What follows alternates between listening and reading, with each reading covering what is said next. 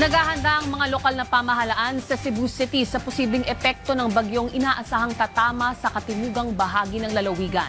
Yan ang ulat ni Jessie Atienza ng PTV Cebu. Walang tao at sarado ang gate ng Pantalan sa Cebu City. Taliwas sa eksena sa labas ng gate kung saan nakapila ang mga stranded na mga turista na babiyahe sana papuntang Bohol at Siquijor para magbakasyon. Nagbabaka sakali silang makakuha ng advanced booking para matuloy lang ang kanilang biyahe. Gaya na lang ng grupo ni Joanna mula sa bansang Poland. We are trying to get to Bohol, but there is a big problem with ferry because of typhoon. We hope that we will still enjoy our trip to Bohol and see maybe tarsiers and chocolate hills. And we will just, enjoy our trip. Sa tala ng Coast Guard District Central Visayas, nasa halos 500 pasahero ang stranded at nasa 300 sea vessels din ang stranded dahil sa pagkansila ng mga biyahe sa karagatan. Naka-blue alert status na ang LGU ng Cebu City na nauna na ring nagkansela ng pasok sa lahat ng antas sa pampubliko at pribadong paaralan.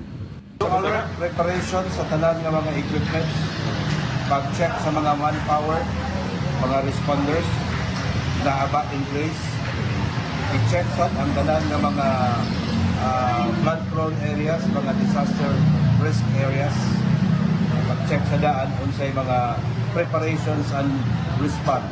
Samantala, kanselado na rin ang pasok sa mga paaralan sa buong lalawigan ng Cebu sa loob ng 2 araw.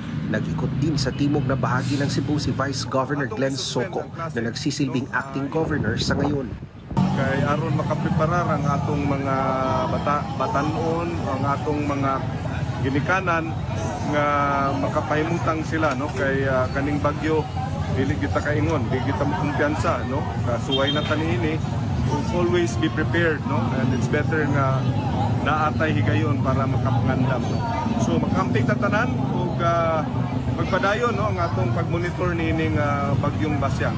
Ayon sa Pag-asa, inaasahan ang malakas na pag-ulan sa lalawigan ng Cebu simula sa Biyernes, kung saan posibleng dumaan sa timog na bahagi ng lalawigan ang bagyong Basyang.